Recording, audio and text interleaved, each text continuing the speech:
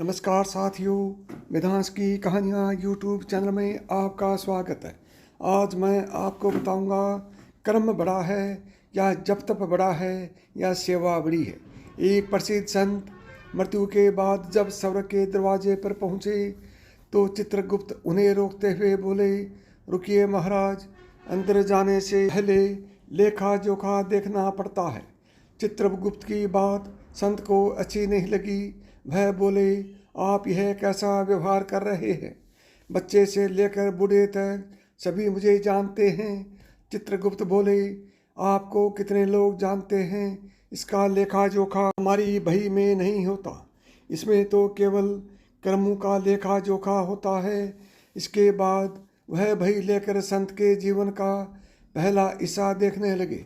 संत बोले, आप मेरे जीवन का दूसरा भाग किए, क्योंकि जीवन के पहले हिस्से में तो मैंने लोगों की सेवा की है, उनके दुख दूर किए हैं, जबकि जीवन के दूसरे हिस्से में मैंने जप तप और ईश्वर की आराधना की है।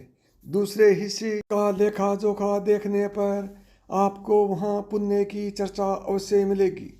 संत की बात मानकर चित्रगुप्त ने उनसे जीवन का दूसरा हिस्सा देखा तो वहाँ उन्हें कुछ भी नहीं मिला, सब कुछ कोरा था।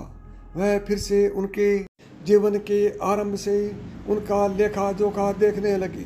आरंभ का लेखा जोखा देखकर वह बोले, महाराज, आपका सोचना उल्टा है। आपके अच्छे और पुण्य के कार्यों का लेखा जोखा जीवन के आरंभ में है।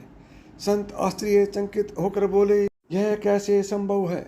चित्रगुप्त बोले, जीवन के पहले हिस्से में आपने मनुष्य की सेवा की, उनके दुख दर्द कम किए, उन्हीं पुण्य के कार्यों के कारण आपको स्वर्ग में स्थान मिला है।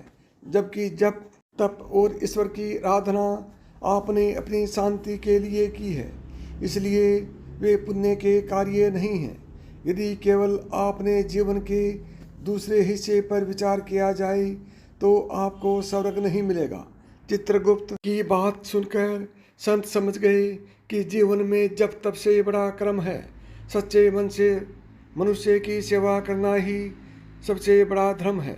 साथियों, यदि आपको यह कहानी पसंद आई हो तो वेदांश की कहानियाँ यूट्यूब चैनल को सब्सक्राइब करें। नमस्कार दोस्तों, जय श्री कृष्ण।